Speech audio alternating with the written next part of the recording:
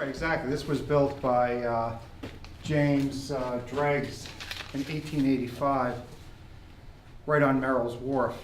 And prior to that, he had a larger shop with 6 forges, and this particular one has 2. You know, by the 1880s, whaling is declining somewhat. Yeah.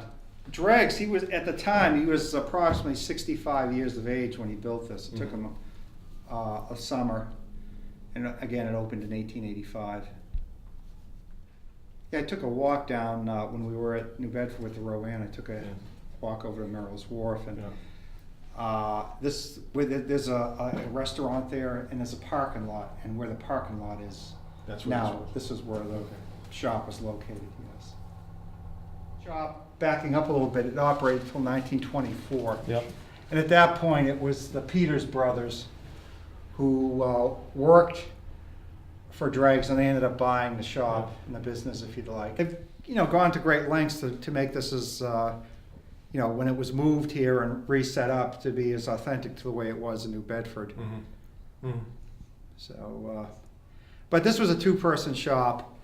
You could have one apprentice. Just because it's 2 forgers, you would probably have more than 1 person working in here. But Dreggs originally built this so himself and his grandson could work in here.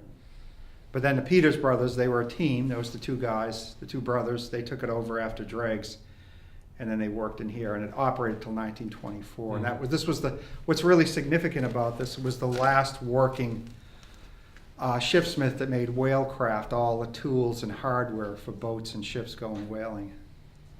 I've been working on the chain plates for the Morgan, and this is an example of what we've been doing. And, well, they're bolted onto the side of the hull of the Morgan, and they basically hold the rig up. There's approximately about